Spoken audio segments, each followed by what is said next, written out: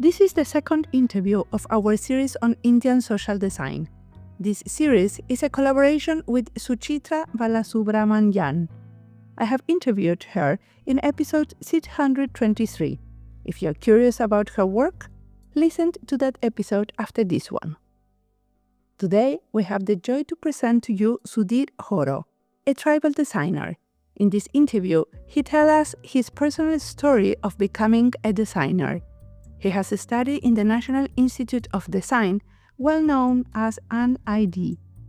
He explains the work in the Tribal Design Forum and how this work is key for designers coming from indigenous communities. My name is Mariana Salgado. This is Diseño y Diáspora.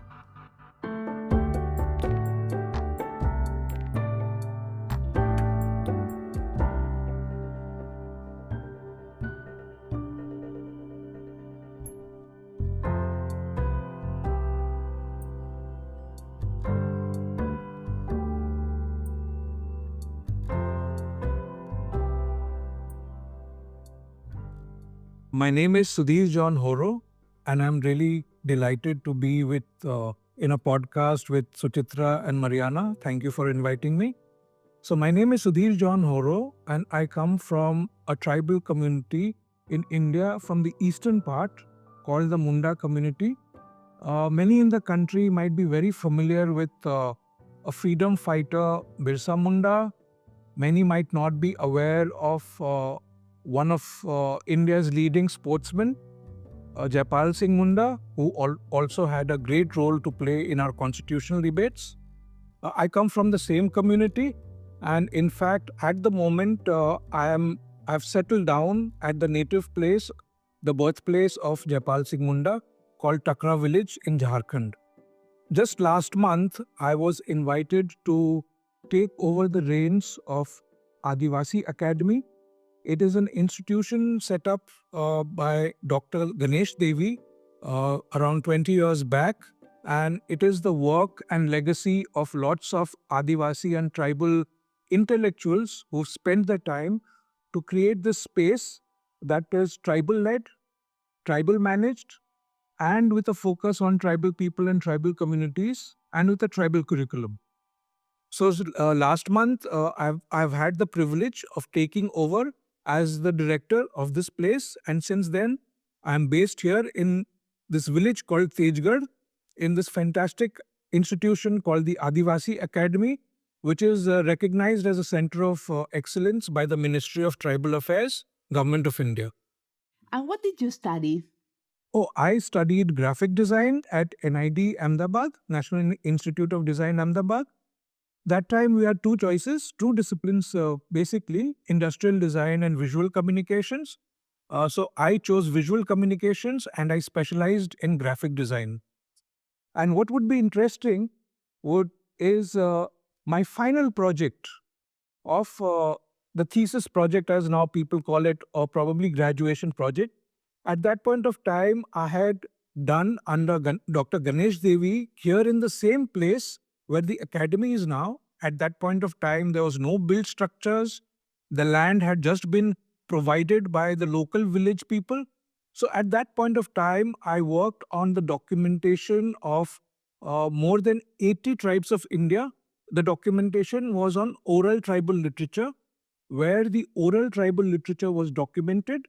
It was presented in the local regional language as a transliteration, and in English and Hindi as translation.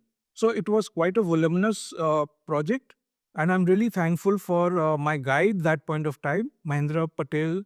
He really guided me because he went out of his way to help me out, recognizing that it was a complex project. And you also, if I understood right, you also help in the creation of the Tribal Design Forum. Would you like to tell us what is the Tribal Design Forum?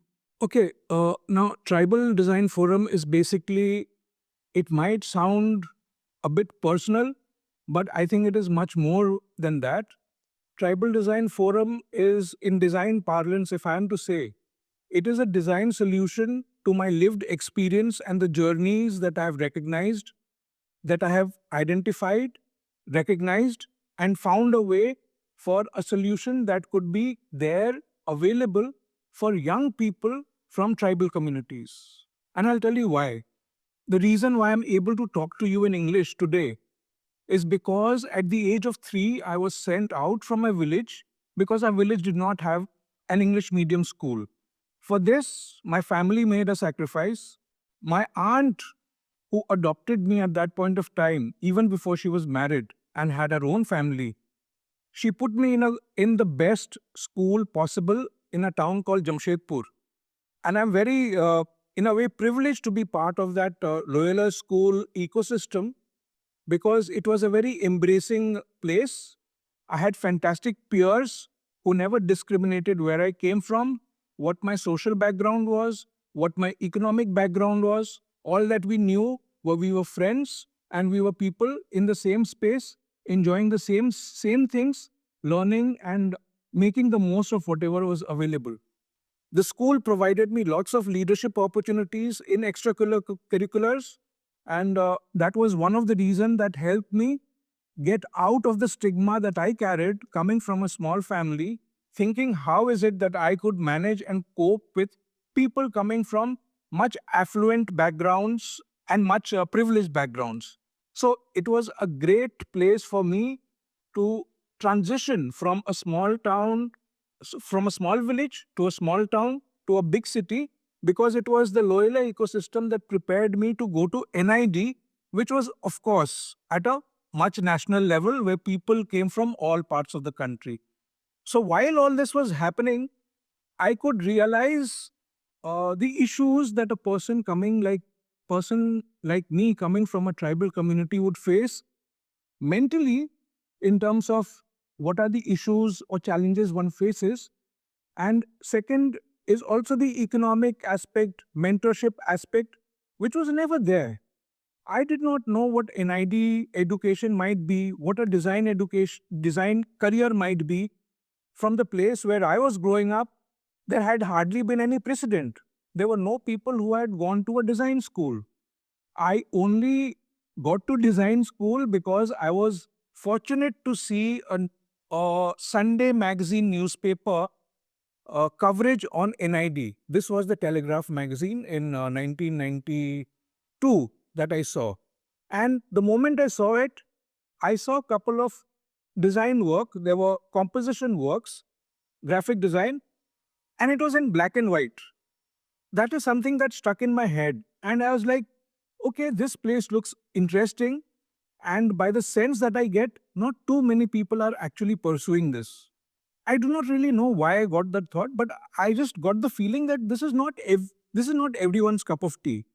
And that is the day when I desired to get into NID. So that was one point. And the second point, as far as my career pathway, when I was in school, when everyone was looking to get into engineering or medicine, sadly, I had realized by then that pursuing academics was not my cup of tea. I was getting good marks, great grades, but I knew the process that I was undertaking to obtain those marks just to ensure that I do not disappoint my family people. So it was learning by rote, and I saw that this is not what I want to do all my life. I just wanted to do something that I enjoyed, and I realized at that point of time, drawing is something that I realized. And NID gave me that alternative, and I applied and I got through, and I'm very thankful for that. What kind of practice did you do after graduation?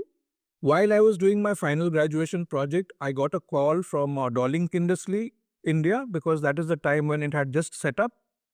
One of my batchmates was doing his graduation project there, so it was easy to reach out there. And of course, one of our NID alma mater, Alpana Khare, she was heading the team. So they were on the lookout for designers, and I had already placed my interest in joining to join the publishing industry because it was a very natural extension to what I was doing during my graphic design studies at NID. So the moment I finished graduation project, I went to Delhi, joined Darling Industry for a year. It was a lovely place, very comfortable, which is what frightened me because it was a 5-day affair. and I did not really know what to do in the weekend. And I think when you are young, when you really want to learn things, suddenly you feel that you're in a place that is slightly relaxed, more relaxed to your liking. So at the same time, Tehelka.com, which is an online investigation company that I had started, they also or were looking for designers, but they were looking for people who could work on websites, etc. And that point of time, that was a very big mental block for me, because the talk amongst the peers were, if you are a graphic designer, it's better to stick to publication or branding, etc., etc. Online is something that will come and go. But then something told me that if I am in a new city, I'm already trying to experience new things. Let me also try and figure out what this online thing is all about. So then I shifted to Tehelka.com, where I had great liberty to do things the way I wanted to do. The team was great. And there I got exposed to what websites and multimedia is all about. And I think that experience also helped me increase my repertoire of what I could do as a graphic designer, both in print as well as online medium. Thereafter, after a year or so, I decided to leave the Tehelka job that I had, and I started freelancing on my own. So as part of that private practice, I got an opportunity to work as a consultant to Discovery Communications. That also showed me another aspect of how television as a medium worked, a broadcast medium, and it gave me great insights. So while this was happening in 2005, I came across the vice president of an advertising company based in Gurgaon, who was with mandated to develop communications for brand India that was to be launched at the World Economic Forum in Davos in 2006. So once that happened, I was like, okay, I'd very much like to be part of this, and I started working. So the brand of the whole country we are talking here. Yes, because by that time, India was known as Incredible India, which was more as a tourism brand. However, there was nothing that promoted India as an economic center. So what the government of India had planned was to use 2006 World Economic Forum as the platform to launch a business brand of India, which they would want to call it India fastest growing free market democracy. So this was a project that was led by India Brand Equity Foundation, managed by CII and the Ministry of Industry and Commerce. And the project had gone to this private advertising company. They needed people to work on that.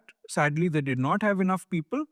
And I here again had the luxury of staying in my house, in my studio, and operating from there, which is very rare to do because usually people are expected to go and work in offices. Here I had the luxury of operating from my space because I think the client liked whatever I could send, so I could use that opportunity.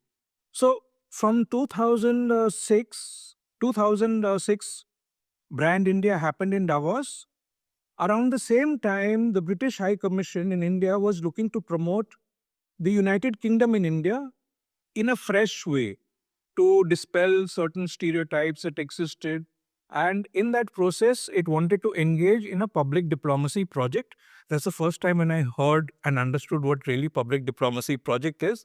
What is it?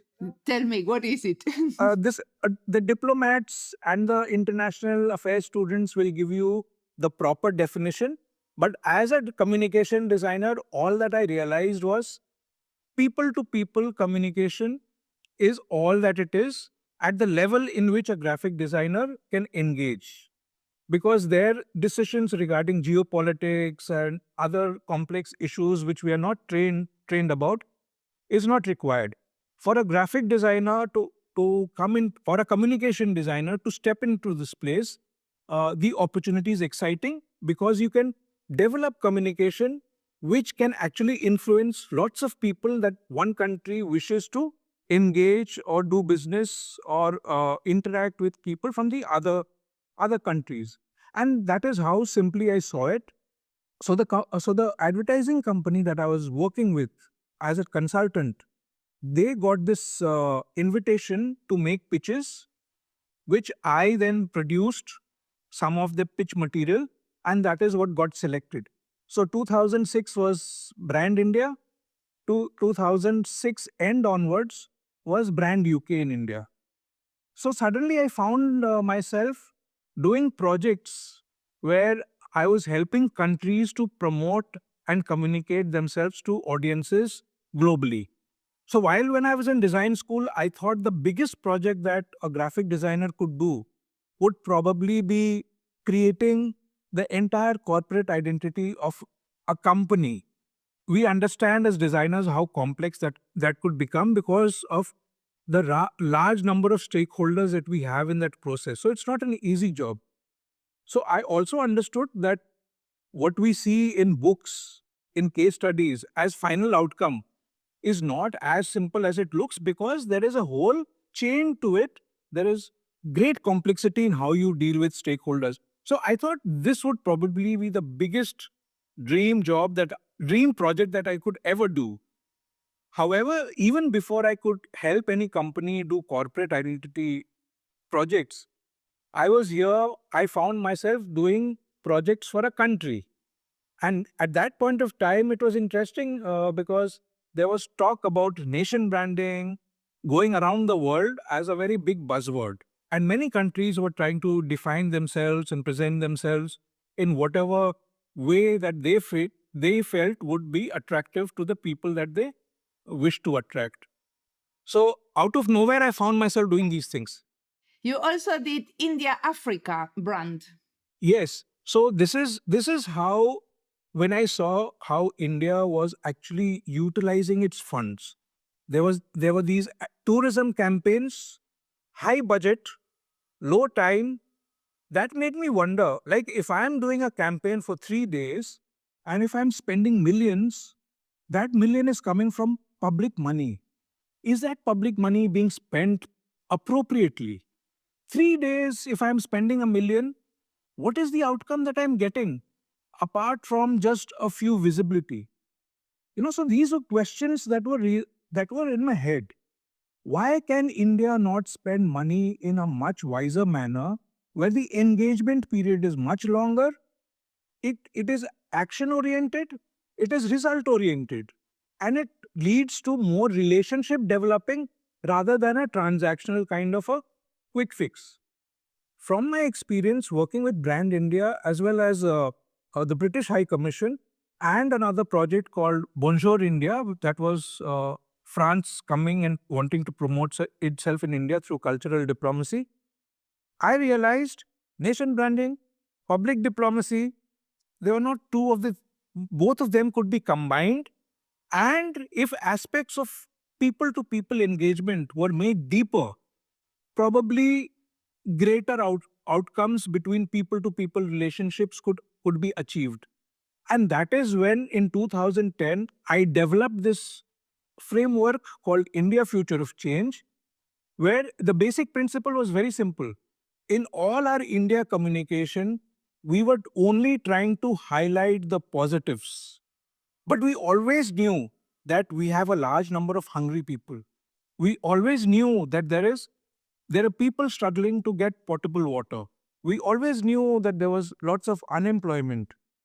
The numbers, anyone doing a Google search could find that. So how much ever you want to portray yourself as the best and the brightest space spot on earth, people will know the reality, and it would only be a matter of time when they'll start asking you, okay, you say you are this, but you are also this. What are you doing about this? And I thought this is where a public diplomacy framework could actually help counter that, where we say that, okay, if we have lots of hungry people, if we have lots of poor people, if we have lots of challenges in education, we are cognizant of that, and we want to reach out to people in other parts of the world who are facing similar issues, and we want to bring in our young, motivated talent, institutions in our place, and would want to connect with similar counterparts in your country, have a dialogue, and explore if we can come and find similar solutions that could help mutually. In my mind, I thought that would be the best engagement for young people, for institutions, even for governments. So at every stakeholder level, there was meaningful connection that I saw. However, this did not exist in any policy whatsoever as part of foreign policy, an integrated method. And this is where, when I developed India Future of Change, I thought through contests, business plan contests, we could come up developing and creating this convivial network of young people around the world with India at the center. But at the same time, we knew that this is something that could not be executed by the governments at that point with the way the India Future of Change model existed, because it was radical. It was very different from what the diplomats were trained to do. So while I developed the India Future of Change, I had also co-founded a company called IdeaWorks Design, called IdeaWorks. That is a time when we were getting enough revenues from our campaigns overseas. So we decided to use that money and start this own project as a private initiative to connect India and the youth with the rest of the world. So we launched it on our own. Wait a minute. I want to be sure that I understood. So you created a framework, what was called India Future of Change. And this is in practice a community of young people around the world that are working on the future of India. Did I understood? So the idea is that when people ask about the challenges that India has, then you kind of answer with the plans for the future. Is this the idea? What do this community exists still, the India Future of Change? No, it does not exist now, but it has transitioned and transformed into another forms, which is what I will come to. So India Future of Change, because we did not have funds, we wanted to streamline and bootstrap the entire engagement process, and we wanted to do everything online. So there were online contests, there were poster design contests, because we wanted to understand the perception of different people around the world about India and about India by Indians itself. So that was a visual form of data collection, perception, understanding process. Second was a business plan contest where we asked people to look at the challenges that India had, come up with solutions that could be viable, and in many ways, if possible, collaborate with people from overseas. So these are a couple of initiatives that we started as part of India Future of Change, but for a private entity to keep it surviving for long becomes difficult. And after a year and a half of running this, there were massive losses that we faced as a company. And then we had to stall it. We were hoping that people took notice of that, because now we did have the proof of the pudding, as people say. So there was a pilot project that had worked at a global level. It was operational. There were outputs coming from that. There were people who were part of the network that was there to be shown to all those entities who would want to support such a program financially. But was it also the public sector? Because you were working for the public sector previously. So did you also have the backup of the public sector to have this project going? We tried reaching to both public and private sector entities, but obviously it was a difficult concept for them to digest. So it was difficult to convince them that this is an idea that they should be supporting. It did not happen. So we actually found ourselves in great loss. And then somehow we were struggling and chugging along. Then one day I happened to learn that the India-Africa Summit was going to happen in New Delhi, where all the heads of state of Africa was convening at Delhi. I knew that because I was also working on the logo of the India-Africa Summit that the government was running. So with that information, I realized that this might be a great opportunity if our India Future of Change program could be adapted and given to Africa to explore how further engagements with youth and institutions between the 54 countries of Africa and India could be. So this is something that I customized, changed a little bit, and made it for India and Africa engagement program as a 3-year plan, which I sent to one of the officials at the Ministry of External Affairs, who in fact passed it on to the cabinet, and we got cabinet approval, and then we were asked to start working on that. The difference here was India Future of Change was not supported financially. It was endorsed by the Public Diplomacy Division, Ministry of External Affairs, in some of the cities overseas, giving us endorsement but no financial support. India Future of Change was completely online as much as possible. But here with India Africa, a shared future, which is what it got called, it was a mix of online engagement as well as on-ground engagement, which meant that we had to also organize events on the ground in the countries in Africa. So dynamics changed, plans changed, but the objective remained the same. So I see India Future of Change as Framework 1, version 1, India Africa as version 2, and Tribal Design Forum, what I'm doing right now, as version 3. And I'll tell you why these are versions. When I felt I was alone as a tribal person in this world, my only question was, is there a system existing in the world where I, as an indigenous or a tribal person sitting in one corner of the country in a small village, when the world is connecting with each other, how can that person be able to connect with his counterpart, with a person from another tribal or indigenous community in another part of the world? Is there a system in place to do that? And if one tribal person from in one corner in India can connect with an indigenous person overseas in another part of the world, if they connect, what will happen? Will it be good? What will be the dynamics like? What kind of sharing will happen? I like a lot this idea of different way in which tribes connect, but you specifically call it Tribal Design Forum. So they are connecting through design? Or what is the role of design in this? Because tribes could connect, forgetting design, right? Yes. So there is a story behind why we decided to call it Tribal Design Forum. First, version 1, framework, version 2, experience gained, then third, the original idea of how to connect one person in a village in India to overseas became the basis to develop it into another form. Drawing on the learnings of India Future of Change and India Africa is what became Tribal Design Forum. Now, why Tribal Design Forum? Why that name? In India, we have 705 plus communities that the Constitution recognizes as communities in the scheduled tribe list.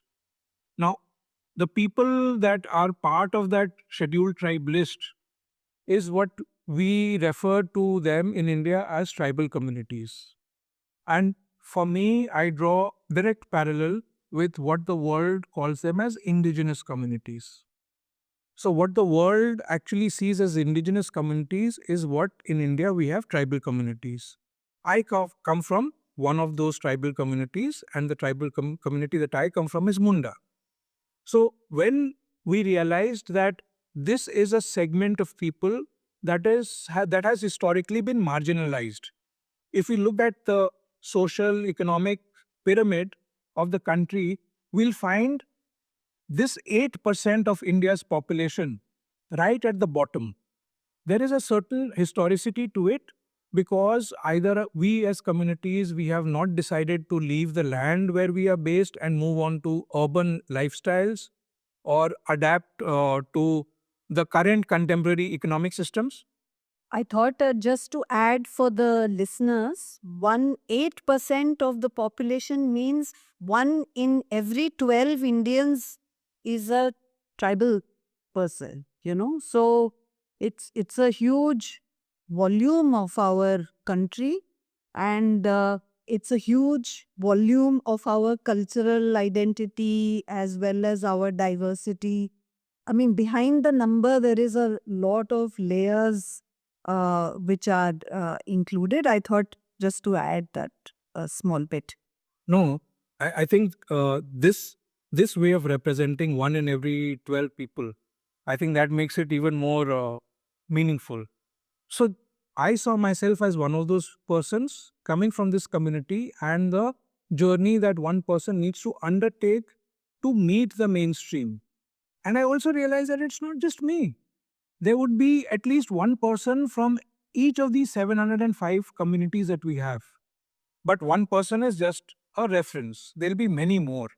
Then I look back, looking at my lived experience, to check what were the ecosystems, what were the support systems that existed for a person coming from the interior of a village wanting to move to the mainstream. And then suddenly you see that there is hardly any system that supports that transition. I did not have a mentor. I did not have someone to tell me, oh, if you want to design, perhaps you go and look at NID or NIFT. If you want to do engineering, then probably you do that. There was nothing for me growing up I did not have any prior reference. My parents, they're agrarian. But the idea of Tribal Design Forum is to support tribal people in the path in their design careers. Yes. So a Tribal Design Forum has lots of layers to it. And when we see and when someone asks what is Tribal Design Forum, it becomes very difficult to explain in a sentence. But just to make our lives easier as members of Tribal Design Forum, we just say that Tribal Design Forum is the only multidisciplinary forum for professionals coming from various tribes of India.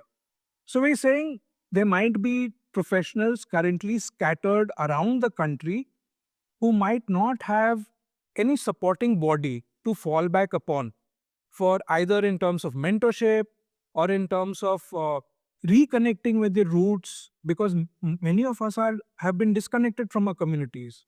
I might say that I'm a very proud Munda person, but sadly I do not know the language. And I think language is the basis of culture and the indigenous knowledge system that we have.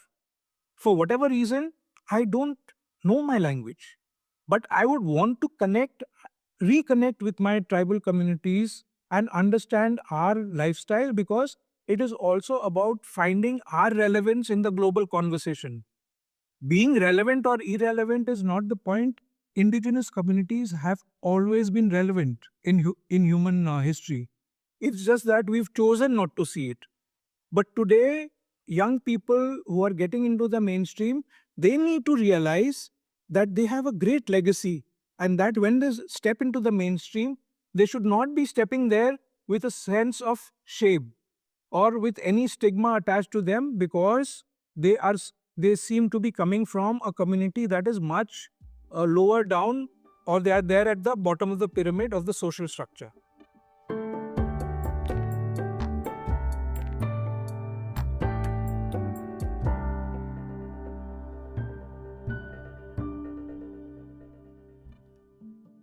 This episode is part of the list India and Design, Educación and Diseño, Design Education, Territorios y Diseño, Territories and Design, D&D in English, and Comunidades de Diseñadores, Designers Communities.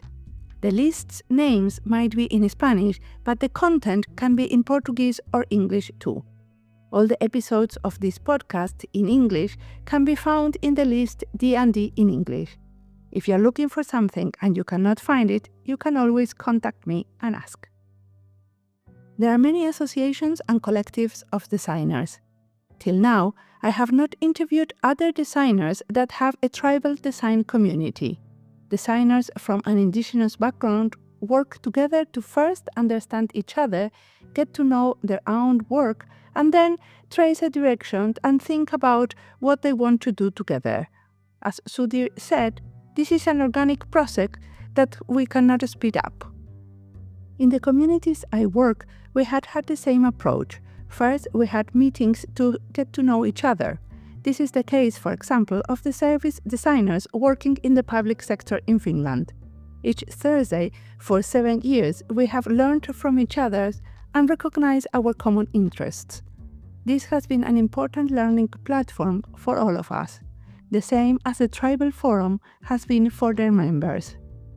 Let's now continue listening to Sudhir, that he has much more to tell us.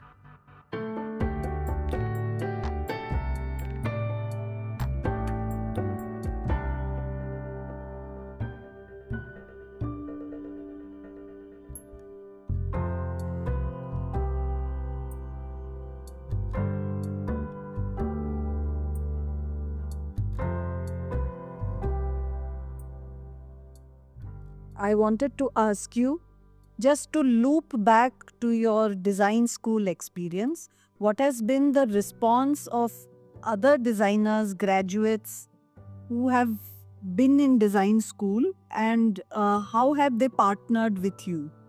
So when we started this Tribal Design Forum thing, we did not know it will become this. It happened during COVID when I was home, many other designers were home, and I was in a state called Jharkhand.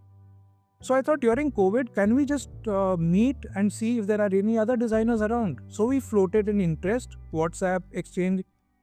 It was only meant to be in the city of Ranchi because I was based there and I was trying to connect. And then suddenly that word went outside the state. And then when we had the first online Zoom meeting, there were 42 to 47 people. That was much more than we expected. I was only looking at like 5 to 7 people. So when that happened, obviously it was a big message coming there saying, there are people like me too, and all of us want to get into a similar position where we find a space where we can have a conversation. We can have a conversation on our tribal communities, understanding our lineage, our knowledge systems, but at the same time, we can also look at it through the lens of what we understand and see design as today, how it is being taught today. Me as a professional, what is it that I can contribute? Me as a professional, what is it that I'm really doing? So there was this entire gamut and range of issues that came up, but in a very interesting form, because that is what signaled that there are more people who wish that there was a platform like this. And it was that meeting that made us think seriously, and this is how people came together. We did not go chasing people. People came. And tell me, how do you build solidarities with other indigenous designers from across the world? Yes. So when we decided to form this community, one important thing was you can have a community, but how do you keep it together? You can only keep it together when there are enough activities and interactions happening. So in the beginning, as part of familiarization process, because there were different designers and creative professionals coming in from India itself, from different tribal communities, we did not know each person's work. So we said, hey, can we meet every week? And can each of us present our work to the rest of the group so that we know what we are doing? That became a process. And then while that was happening, more people joining in, more people learning, more people becoming familiar with tribal designers, then we realized, but there are so many people overseas as designers from indigenous communities doing fantastic work themselves. Why can we not invite them and learn from them also? So then that also came into the mix. We started writing and reaching out to various indigenous designers or indigenous professionals from around the world. And they were very happy to come and share their work. And I think when we talk about solidarity, especially in tribal and indigenous communities, very simple, basic values, respect, reciprocation.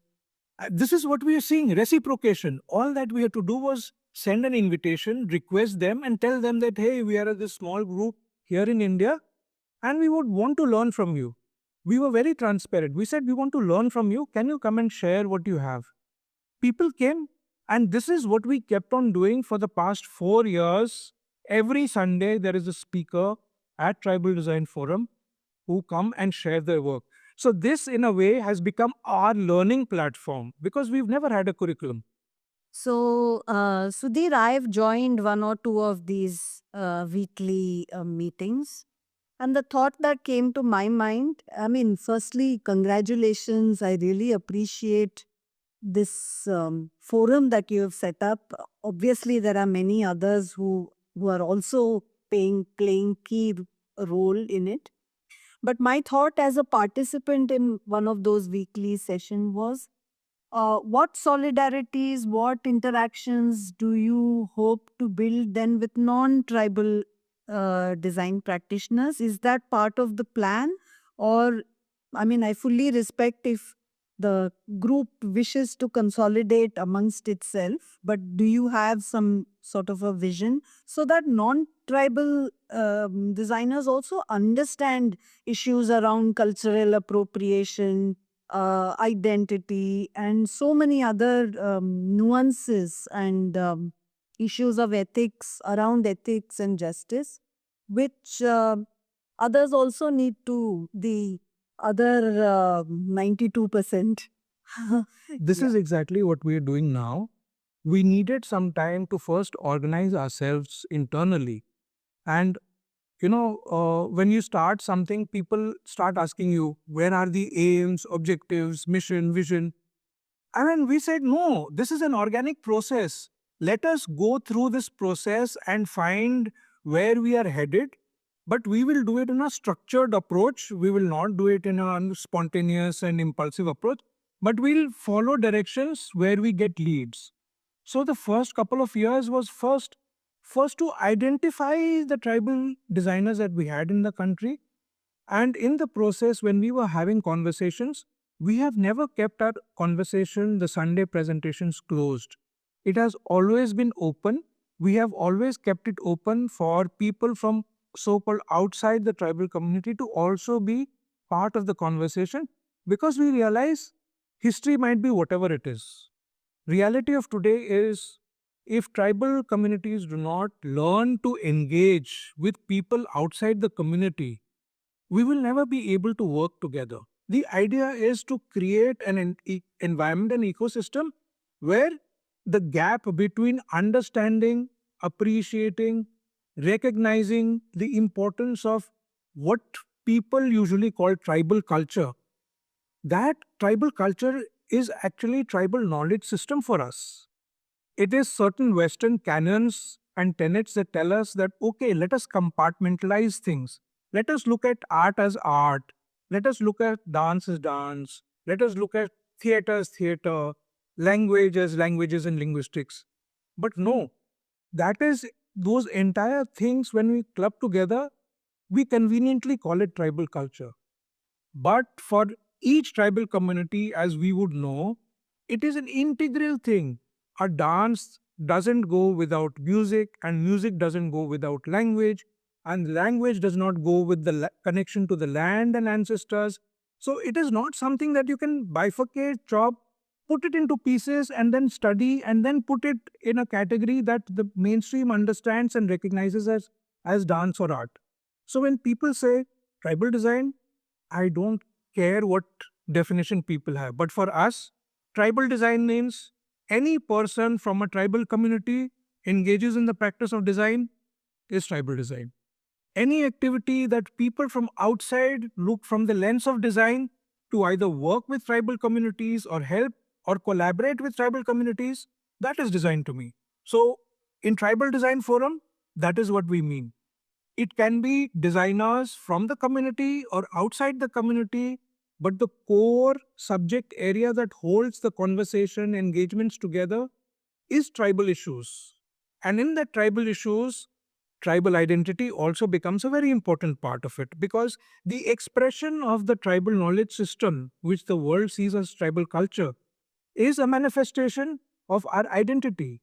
And this is what most of the tribal youth are sometimes embarrassed to be judged for in cities. And we want to tell them, don't feel ashamed. This is the legacy of your ancestors. This is very unique to you. You should be proud of it. And tell me, Sudhir, do you have, as the Tribal Design Forum, do you have links to the design schools? Are you working together in order to bring these issues into the schools? Well, I think we have a large number of design schools in India, and we do make our efforts to reach out to them. I'll give you an example. Last year, we started a month-long online festival where tribal people, designers, creative professionals from tribal communities presented their work for one whole month. We know that 9th of August is when the world celebrates the World Indigenous Day, and many institutions and governments also do the same here in India. But we find it slightly uncomfortable because it is more like more tokenism than really doing anything good. It's like you are celebrating your birthday, and I come to your place and say, Mariana, can you sing happy birthday for yourself because we want to celebrate your birthday? We don't do that. We sing for you because we are celebrating you. Here, why I find it so curious that we're celebrating World Indigenous Day, and to celebrate that, people from the tribal communities are brought, paid to come and perform for themselves. I actually find it ridiculous. So what we thought was, can we exercise our own agency as contemporary tribal designers? We curate a list of people that we want to show to the world, and the message that we wanted to share with the world is, we are not just people who live in jungles. We are not just people who live in mountains. That is one aspect of us, but then there is also a very modern contemporary aspect to us. And here are these people who are actually putting it up on the national or the international platform.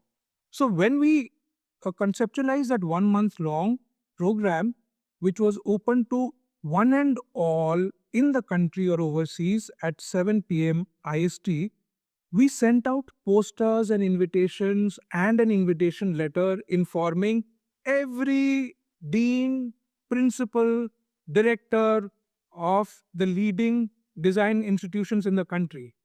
We would assume that the administration in each of these institutions would recognize the value and would then pass it on to either the faculty or the students, or just put it up.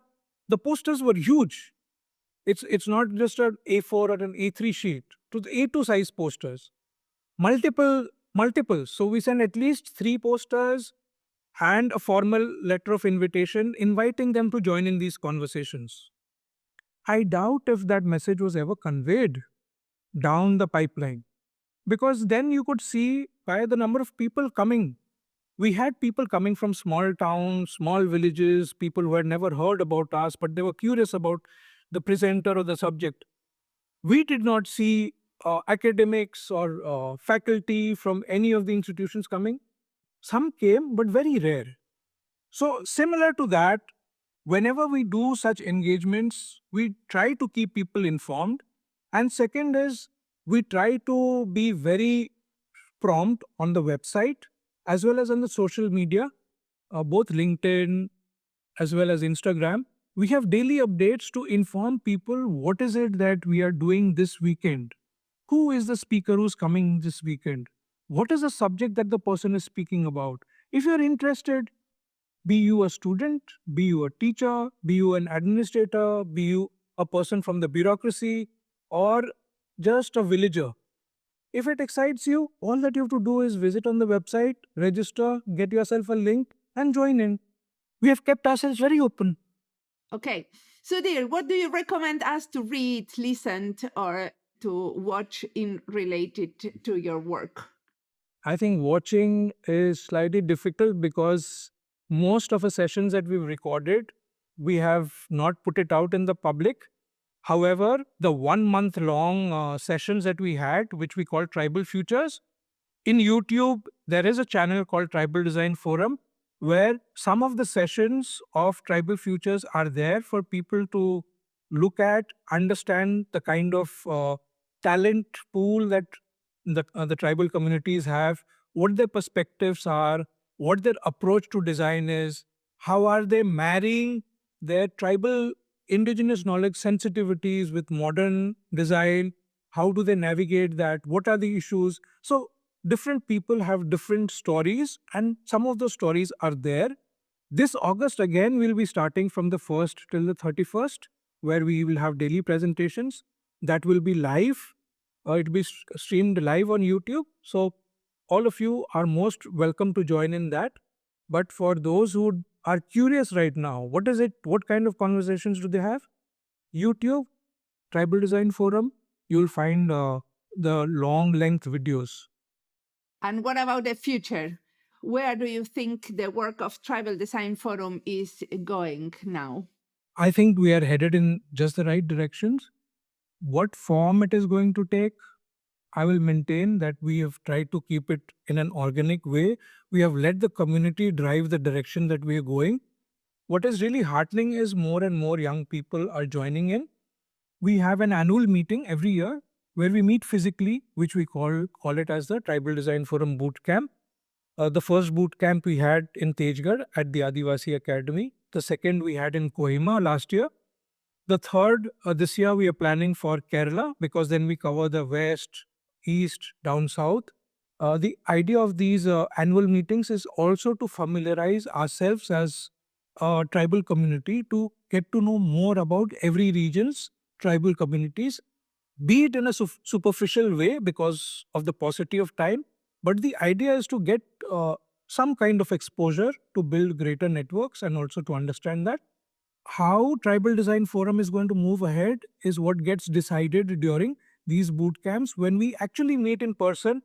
When we meet in person, I think discussions are much more fruitful and productive rather than online meetings where some people are reluctant to speak, some people are not given a chance to speak.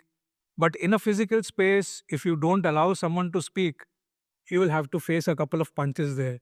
So, and of course, it is in the spirit of what tribal and indigenous communities are. When you sit, we deliberate. We don't believe in the line of don't leave anyone behind. We believe in the line of we shall walk together. We shall walk together however the group decides to take. So as of now, I might be seen as the person who founded Tribal Design Forum, but it is not me who's running the Tribal Design Forum.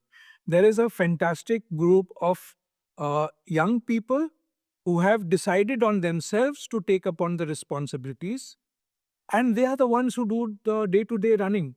And they're volunteers, they don't get paid for that. But this is a manifestation of the commitment that young tribal people have about owning a space which they can call their own. So where tribal design future goes, it's completely up to the younger lot of people. I just wanted to say that I found this conversation very moving. It was an honor to speak to you and to learn from you. I really look forward to the way your group will evolve and find its own articulation. But I also look forward to how all of us can work together, understand from each other, because I think for all of us who don't belong to tribal communities, we have a long learning curve ahead of us. And somehow I feel very good that you've begun this process. And I hope all of us who are comrades of various communities in our society which have got marginalized and left behind, it should be the purpose of social design to understand multiple perspectives of the social. And in that process, I think all of us will enrich ourselves. And so I feel very good about today's conversations. Feels like a beginning for things to come. Yeah, I think conversations was something that was very much missing. Conversations between people from tribal communities and then the mainstream. What are the kind of conversations? Our conversations were always regulated in the structured or the formal, either in the academic system or in the bureaucratic system or in the economic system. There was never a heart-to-heart conversation or a chat that you could have. And I think when we started this Tribal Design Forum weekly sessions, if we are not able to have a conversation, at least we were in a position where we could put our voices and perspectives on the table and share it with people who came from outside the tribal communities, so that at least that gap of understanding, moving away from the exotic aspect of the mystique that each tribal community is carried, to demystify that and just to tell people that we are also human beings.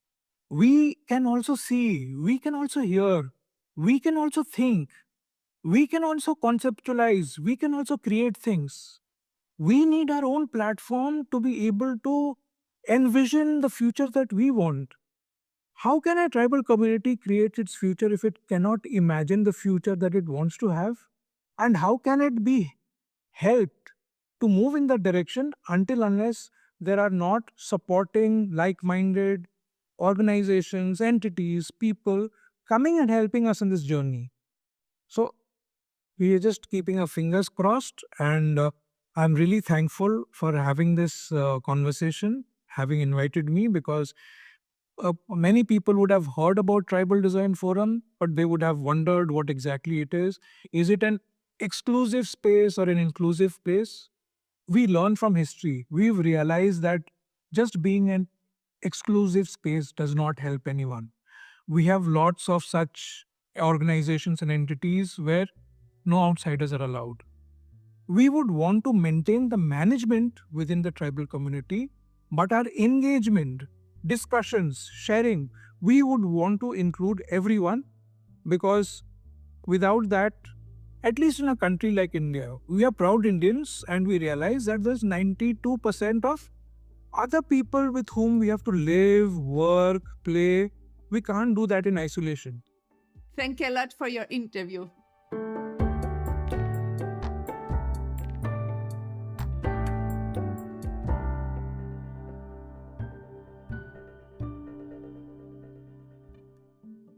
Sudhir's work with the Tribal Design Forum is about creating a space for tribal designers to reconnect with their roots, share knowledge, and also tackle issues like cultural appropriation.